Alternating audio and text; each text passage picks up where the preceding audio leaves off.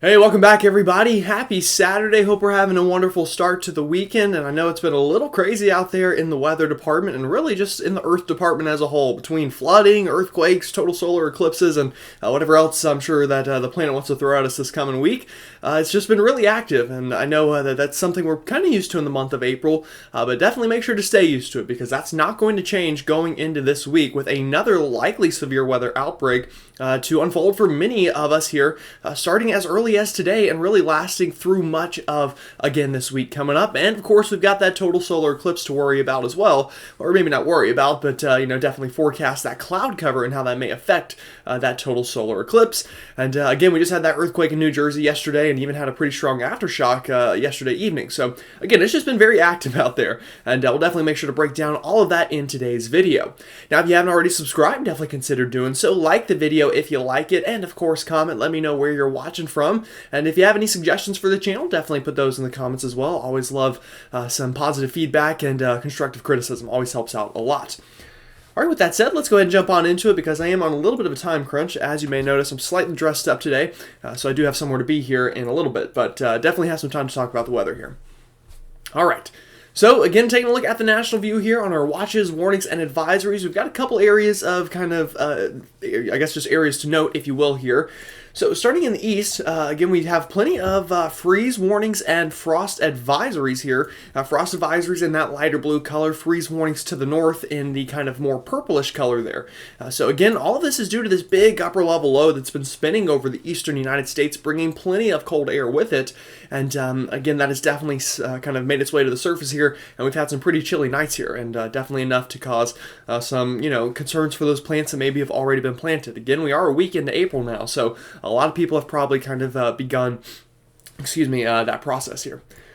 Now back out in the central part of the United States, a lot of red flag warnings and high wind warnings. Red flag warnings in kind of that, I guess, hot pink color, if you will. And then those high wind warnings in those kind of more yellow, mustardy colors, if you will. So again, very active weather out here. And all of that is due to low pressure that is slowly working its way over Colorado this morning and will eventually eject out towards Kansas and Nebraska throughout the day today. And that will begin the severe weather threat, again, as early as this afternoon, and likely will have it every day for about a week or so, maybe a little closer to 5 days than a week, but still, nonetheless, a very prolonged period of severe weather on the way here. Now out west, also some winter weather in those higher elevations. We'll briefly touch on that here in just a moment, but just know that all of that is still due to that big troughing out west and that low pressure that I just mentioned. All right, satellite imagery, again, overall, we definitely have some nice spots out there. Kind of this in-between area that I have circled on your map where we're kind of, fighting our way in between multiple different types of storm systems. Again, that big one over the northeast, bringing plenty of cloud cover, cold air, and even still some scattered rain and snow showers this afternoon. We'll briefly touch on that in just a moment as well. But out west, this is kind of the bigger concern at this point. This big area of troughing, you can see all these clouds and convection kind of beginning out that way. Again, though, if you zoom in just a little bit with your eyes, I'm not going to zoom in on the map, but we have a little bit of enhanced spin over kind of Utah and Colorado. That is slowly going to work eastbound today, and again, bring that severe weather threat as it ejects out into the plains. And whenever I say eject, that basically just means move out of the Rockies and kind of speed up out through the plains. Just kind of a meteorological term that we use there. All right, so again, I showed this map in yesterday's video. If you were able to catch that, if you haven't, that's all right. Are joining us today. But this map kind of just shows where we have active weather. In all reality, is really the best way to just summarize it. And these big areas of blue, these are what we call troughs in the atmosphere, just kind of buckling areas of cold air that like to sink southward. While this more red area that you see here is kind of a ridge. So this is kind of really a textbook map to teach troughs and ridges here. Again, the blue areas are cold air that usually creates convection or the ability for low pressure and clouds to form. These red areas generally indicate warmer air and can also produce clouds, but generally indicate clearer weather as those kind of work on through. So again, just kind of a very good summary of what we're seeing out there right now. And just to give you a quick summary of what's to come, again, the big story is going to be what happens out here in the west. That big area of troughing is going to move into the plains, really, again, starting today and overnight tonight. That will hang around through Monday for our total eclipse here. That'll be something we have to watch. But what we'll really have to watch is this second area of troughing that develops, and that will likely swing on through the southern tier of the country, again, starting about Monday into that eclipse time time frame, and then slowly work east and eventually northeast up through the Ohio River Valley, and that's the one that will bring that severe weather threat that we have to worry about going into this coming weekend and week. Well, I guess this weekend that we're in right now, not this coming weekend, but you get the point. All right, so temperatures today, again, something I'm sure a lot of people care about, and really this is matched up with our last two maps very well. Again, that troughing out west bringing colder temperatures, that ridging in the central part of the country bringing warmer temperatures, and then that other trough in the east, specifically the northeast, also bringing those cooler temperatures. So again, it does a pretty good job of summarizing it, but just kind of find your area on the map here, and that's kind of what you can expect this afternoon in the temperature department. Alright, now I'm going to very briefly touch on the Northeast and the West Coast on what's currently happening, but we're really going to spend most of this video on the kind of severe weather threat on the horizon here, and of course that total eclipse forecast. So this afternoon in the Northeast, definitely could see still some scattered showers and snow showers. This is about 4 o'clock this evening, local time, and you'll notice, again, we've had a very rainy weekend here, or I guess very rainy week as a whole here, and that's going to continue here along coastal New England from Massachusetts up through Maine. Plenty of scattered rain showers, maybe some sleet trying to mix in at times, but definitely also some snow here in the the higher elevations of Maine, New Hampshire, maybe even down towards Vermont. But overall, I think today's going to be a little bit more tame than yesterday was in the precipitation department. But nonetheless, you'll notice again some of those rain showers and even isolated snow showers working south from the north.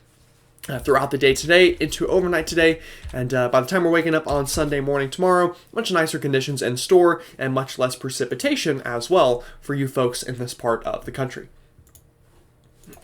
All right. Taking a look out west now, again, another area that has been no stranger to precipitation, and again, a lot of that falling in the form of snowfall here in these higher elevations. So, again, this is kind of about the time I'm recording this, and you'll notice still plenty of snow falling here through Idaho, Montana, back in towards Yellowstone, into Wyoming, and even down into Colorado. A pretty hefty amount of snow falling, again, out of this big area of troughing that's just brought in that cold air. Now, as we continue going into today, this low pressure, as I mentioned, is going to slowly eject out in towards Nebraska, and that is what will bring the severe weather threat, but we're not going to really focus on that right now. We'll do that in just a moment. But just notice, again, on the backside, look at all of this snow falling. In fact, it could be heavy at times, maybe even windy as well, through portions of Wyoming and Montana this afternoon and into this evening. Now that storm continues to slowly spin away, bringing big-time snow through Wyoming, specifically eastern Wyoming, overnight tonight into tomorrow morning, and scattered snow even getting up as far north as Montana, and it's also going to be snowing in just higher elevations out west as a whole. So this storm system will definitely bring most of the snow, but other areas out west likely to see plenty of that snow as well here. Now, that continues onward, just continues to snow into Sunday afternoon through a lot of these northern Rocky states here, specifically Wyoming, Idaho, Montana, and even back towards northern Nevada and into portions of Oregon as well. Could definitely see some of that snow before I think finally we clear out a little bit going into Monday. But nonetheless, a very snowy weekend in store for a lot of folks out here. And just taking a look at some of these totals, again, those higher elevations are going to be the real winners, but some of these areas back towards Wyoming, again, we could see a couple feet of snow, not out of the question before all is said and done. So again, these ski resorts are going to be very lucky to see some of this very late season snow here, or I guess not too late in the season. In fact, sometimes it snows as late as March out here. So I'm going to turn my phone ringer off before that gets wildly annoying. Sorry about that. Anyway, though, so again, a lot of snow out here in this part of the country. And it's going to be the same for the desert southwest as well, specifically the mountains of Utah, Colorado, and kind of just the Four Corners region in general. Going to see definitely enough snow that's worth mentioning here. So those ski resorts, I'm sure, are going to be very happy to hear about this within the next 48 hours or so. Also, let me make sure you can actually see that map. I just realized, well, yeah, you can kind of see it. Either way, you can pause here, and I'll show you the other map. Sorry, I forgot to move my camera back over here. So if you want to look at this map, definitely pause it here. And then same story for this map. I'll let you pause it here. But again, I kind of explained it a little bit. So there you go. All right. That gets us into kind of the next topic here. So again, as I mentioned, a lot of this is going to be due to this low pressure that kind of moves out of the Rockies and into the Great Plains. So let's talk about that a little bit more. We'll move this into this morning, and again, this is our vorticity map. So this kind of just shows where we have spin in the atmosphere, or kind of where low pressure is forming. You'll notice here's that low pressure over New England on the right-hand side of your screen, and here's that what is really more of a trough than anything right now over the Rockies, but will eventually form into a very tight area of low pressure going into this afternoon and into this evening. You'll notice this thing really wraps up a little bit, tightens up, and by the time we're getting into kind of this overnight time frame tonight, we've got very well-defined low pressure here over Nebraska. Now, with all this lift that this low pressure is going to bring, all this wind energy it's going to bring, and plenty more, it brings the threat of severe weather with it. So we're going to have to watch that here as we go into today. In fact, we've got a slight risk and a marginal risk of severe weather through Nebraska, Kansas, even down as far south as Tulsa, Oklahoma, and just outside of the Oklahoma City area. Could see some strong storms overnight tonight. Now, main threat, I think, will be large hail and straight line winds, but tornadoes are definitely a possibility, specifically kind of here in this yellow shaded area where we're going to have a little bit better of those overlapping ingredients. But I'll tell you, the ingredients we're going to have out here today, if we do see tornadoes, you're only going to see this kind of setup that brings tornadoes out in the plains. This is not your average setup that we see in the southeast, for example. In fact, dew points are very low here, and even our LCL, or just kind of our cloud base, is very high. So this is going to be very kind of wind shear driven tornado threat, and maybe not so much a thermodynamic threat. So again, very kind of interesting how that's going to play out. And also tomorrow, another threat of severe weather. Now tomorrow, definitely a much lower threat, only a marginal risk here, kind of through the Mississippi River Valley from northern Louisiana all the way up towards Paducah, Kentucky, and southern Illinois could also see some of those strong storms. But again, main threat tomorrow, likely just some straight line winds, maybe a little bit of hail as well, again, as some of that cold air aloft kind of works on in. But all things considered, today is the bigger severe weather threat. All right, let's time out the next 2 days of severe weather here, and I'm going to just kind of zoom this out, show you the whole East Coast as a whole. But again, really keep your eyes on this L on your map, this low pressure, and kind of how that forms and how we get those storms to fire this afternoon. So here we go. This is getting into this afternoon. This is about 4 o'clock Eastern Time, 3 o'clock Central Time, and you'll notice here's that low pressure just at the corner of your screen here, and finally we're beginning to see what are the signs of some convective banding kind of showing up here, kind of off of that low pressure system. So as we go into this afternoon, into this evening, that really ramps up. This is about 7 o'clock Central Time. You'll notice here is this big swath of storms leading from that low pressure all the way back down, trying to dig as far south as, again, northern Oklahoma. But again, this is where we're going to have that threat of severe weather, as in that line of storms this evening and even overnight tonight. You'll notice this is getting into about the 11 o'clock Eastern Time, 10 o'clock Central Time. You'll notice, again, this line of very impressive storms. In fact, likely bringing some pretty strong wind gusts with it. Now, the good news is, I think once we pass the midnight hour, those ingredients die off a little bit, these storms die down, and it turns into more of just an area of showers rolling on through portions of Missouri, Iowa, and kind of surrounding areas overnight tonight. Before we wake up tomorrow morning for our Sunday, and all we're really left with is some scattered rain showers from Minneapolis all the way back down into, again, that marginal risk. But we cannot rule out tomorrow afternoon, as we try to heat things up a little bit more, we could get some of this to kind of establish itself, I guess, about tomorrow evening. You'll notice some of these showers turning into more of a storm mode. And we'll definitely watch out for that Sunday afternoon and Sunday evening. And then as we move this ahead into overnight Sunday, this gets us into about that midnight time frame, between Sunday and Monday. And at this point, all eyes turn to the eclipse. Again, we're looking at this map, we're seeing all this rain, and we're getting a little concerned, saying, well, the eclipse is only 12 hours or so away from this point in time. So how much can we clear things out? That's the big question, and that's what we'll try to answer in today's video. All right, so I'm going to go ahead and bring us back to this original map I was at. In fact, I'm going to roll it back just a little bit here, and I'll tell you why this is important once more. So, again, this is Sunday afternoon. Again, that low pressure kind of hanging over, the northern Great Plains. But watch what happens as we get into Monday. Again, that total eclipse time. This is Monday morning. I'll go ahead and bring it here. That low pressure slowly kind of begins to weaken and pull north. That is good because, again, remember, our path of totality is kind of something along the lines of this. So, again, that's not perfect. Don't take that verbatim. In fact, it's probably a little bit further north than that. But either way, the good news is that low pressure system is, again, kind of moving out of the way here and bringing the chance for clearing in ahead of it. Now, what is more important here Monday morning is look at this feature kind of in the bottom left-hand corner of your map. This is another area of some troughing that is kind of positively tilted here at this point in time, but slowly becomes more and more negatively tilted, becomes more and more defined into our Monday afternoon, just in time for this eclipse moving towards that path of totality. And you're probably saying, well, this is all the way over California and Arizona, and if I'm watching in Dallas, what does that matter? Well, what matters is kind of what happens in front of these troughs. Oftentimes we get big time pools of air out of the south in front of these things, and what that is going to do is bring a lot of muggy, humid air northward. Again, you might be saying, okay, well, I can deal with muggy air. The problem is that makes cloud formation much easier whenever we have higher amounts of water vapor, again, kind of hitting that dew point, bringing those clouds into parts of the atmosphere here, and that is what we need to worry about. Specifically, I think, along the Gulf Coast here. The good news is path of totality doesn't necessarily go over this area, but still a lot of folks that are going to want to see at least the partial eclipse with your glasses. Again, do not look at the sun without them, please.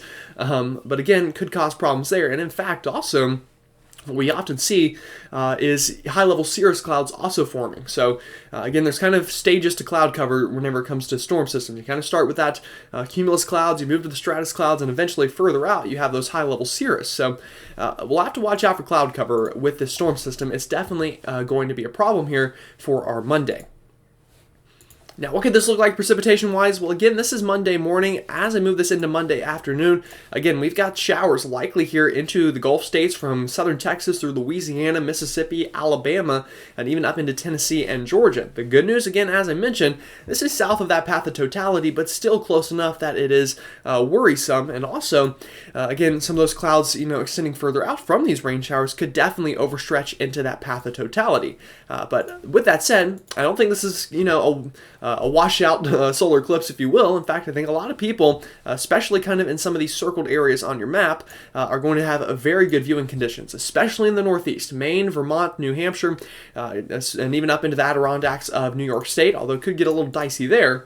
Again, are going to have very nice viewing conditions. But kind of in this general circled area on your map, we're going to be definitely running into some cloud cover problems, I think, during that totality time frame.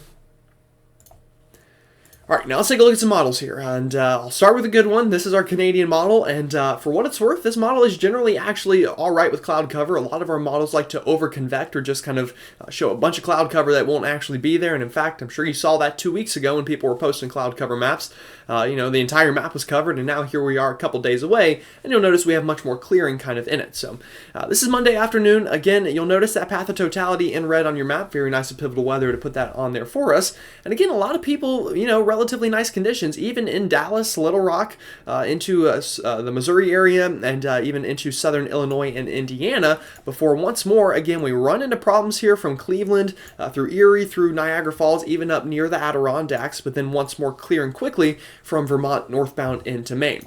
Now, this is just one model, and again, we're still about 2 or 3 days away, so things change quick, is what I'll say here whenever it comes to cloud cover. And again, it could be a little more full. This is our GFS ensemble map. You'll notice much higher cloud cover here, and this is a possibility, especially with that kind of higher deck clouds. Again, those cirrus clouds that might not completely obscure everything, but definitely cause the experience to maybe not be quite as nice if it was completely clear. But again, what I do want you to notice is up here in the Northeast, still nice on this model, and even pockets of nicer areas kind of in the central part of this path of totality.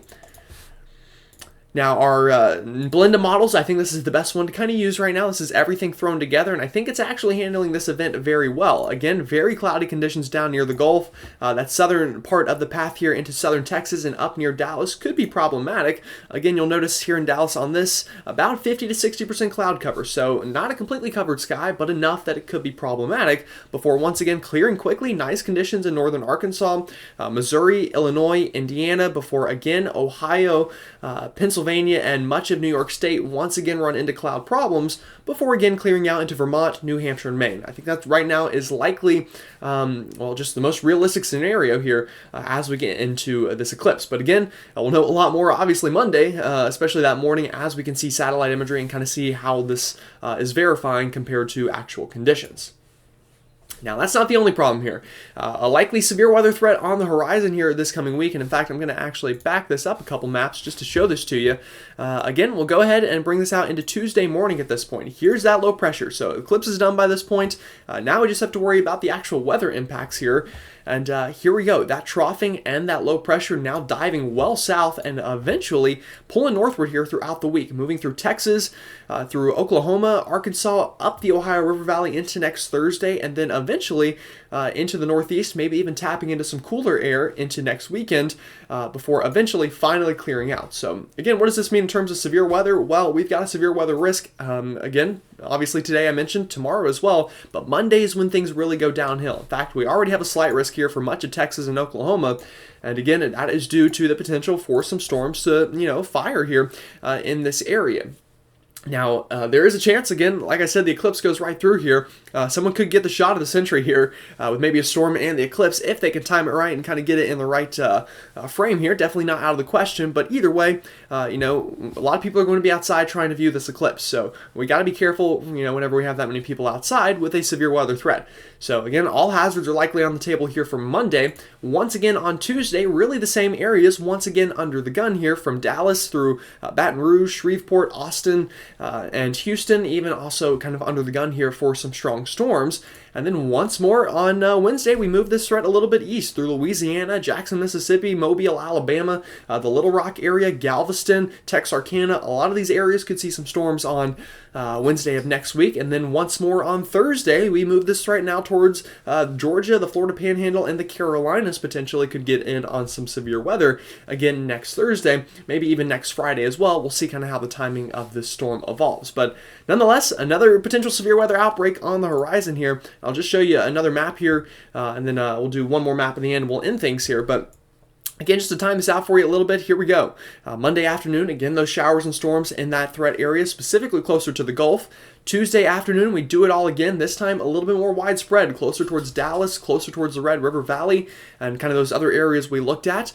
Going into Wednesday afternoon, again, Gulf states from Mississippi, Alabama, Louisiana, severe storms, maybe even flooding could be a concern here in those areas. And then Thursday, this storm starts to work up the Ohio River Valley, and again, severe weather threat at this point, kind of down into the mid-Atlantic for our Thursday, before eventually Friday, this thing really pulls up into the northeast, could bring once again more rain, maybe some flooding, definitely kind of given the storm track that I'm seeing here, could definitely indicate some flooding in some of those northeast communities. Before on the backside, that cold air wraps around and we're right back to below average temperatures. And speaking of that, final map I'll show you here, temperatures through this week. Again, today it's cold in the east, it's cold in the west, it's warm in the center here. And then as we move this ahead, that's a pretty common theme for tomorrow as well. Before Monday, ahead of that next storm system, that warm air advects back northward, we warm back up, and things become a tad nicer for a lot of folks on Monday afternoon. Tuesday afternoon, again, depending on where we're seeing rain, that will definitely play a factor in the temperatures. But overall, warm ahead of that next system, stays warm until it passes on through, and it does by the time we get into next weekend. Next Saturday here, you'll notice again this block of cold air working back on into the east as it kind of wraps around behind that low pressure system. So again, a very active pattern on the way. We've already had a very active pattern the past week. We're going to do it all again this week. Another severe weather outbreak likely. Big time, obviously, astronomical events here with the total solar eclipse to worry about. And, we'll see what else Mother Nature throws at us. Maybe another earthquake, maybe a tsunami, who knows at this point.